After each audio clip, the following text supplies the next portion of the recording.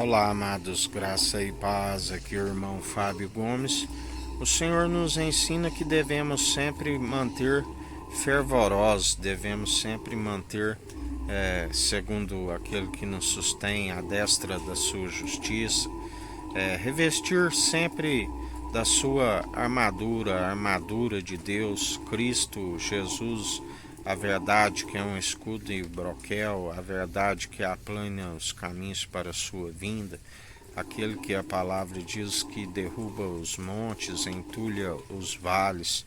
prepara um povo bem disposto, unido numa só fé, num só coração, num só batismo, batismo com o Espírito e com fogo, o capacete da salvação,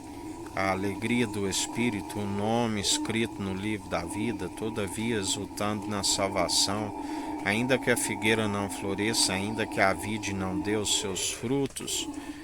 todavia, ainda que não haja vacas asmalhadas nos currais, todavia exaltamos na sua salvação a alegria do Espírito, o nome escrito no livro da vida, a couraça da justiça,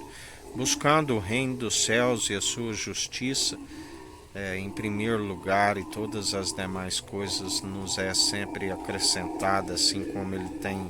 cuidado de nós, usando o escudo da fé, do qual se apaga todos os dados inflamáveis do maligno, cingindo os lombos sempre com a verdade, calçando os pés na preparação, a sandália da preparação do Evangelho, como ministro de uma nova aliança, manejando bem a palavra da verdade, cingindo, empunhando a espada do Espírito, manejando bem a palavra da verdade, tanto na defesa como no ataque, pois a nossa luta não é contra sangue e carne, sim contra os principados e potestades. Ireis e não pequeis, porque dele é a ira e a vingança, assim nos ensina o Senhor. Dai lugar sempre para a benevolência, não se deis vencido pelo mal, mas antes vencei o mal pelo bem. Sejais benfeitores, sejais imitadores de Cristo, não andeis com solicitude com esta vida, assim como Ele nos ensina. Não vê os pássaros que não têm celeiro, e nem trabalham e nada os falta, não vê os lírios no campo, que nem Salomão na sua maior glória se vestiu tão grandemente, eles não tecem nem fiam,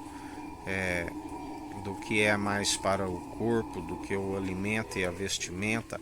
As raposas têm as suas tocas, os pássaros têm os seus ninhos, mas vós, aqueles que são do reino, o lugar, a morada celestial, santa, majestosa é do alto, sublime,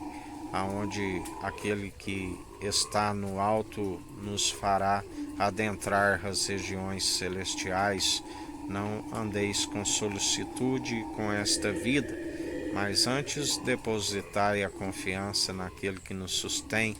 tanto nesta vida como a fim de alcançarmos as regiões celestiais.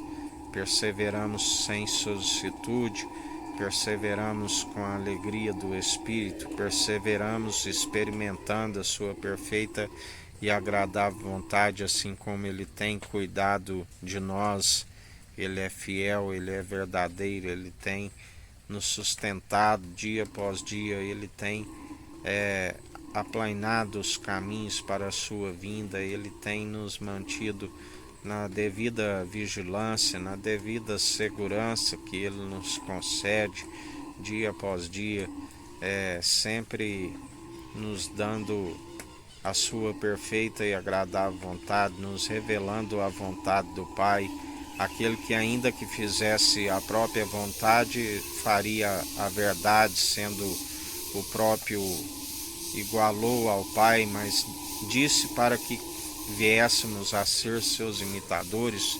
Pai, se possível, me passa desse cálice, mas que não seja feito segundo a minha vontade, mas segundo a tua. E assim como nos ensina a sermos cheios da sua palavra, sendo o pão da vida, alimentando sempre a fé que vem pelo ouvir, ouvir as boas novas, e as boas novas é a palavra de Deus, Cristo Jesus, aonde antes sem fome da palavra e tampouco sede, mas antes a fome e sede de justiça, porque bem-aventurados sois aqueles que têm a fome e sede de justiça, porque serão fartos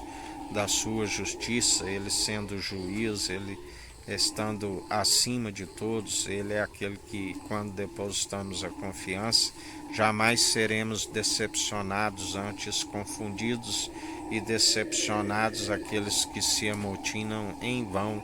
contra o ungido de Deus, e já não somos nós que vivemos, mas Cristo vive em nós, e a Ele seja toda a honra e toda a glória, para hoje e todo sempre. Ele é o sim, o amém, dele é o reino, é o poder, é as riquezas, a sua vontade prevalece tanto no céu como na terra. Não há um mísero dos cacos espalhados ao chão que possa contender com ele e dizer: por que fazes assim? Porque na verdade o barro não pode instruir o oleiro.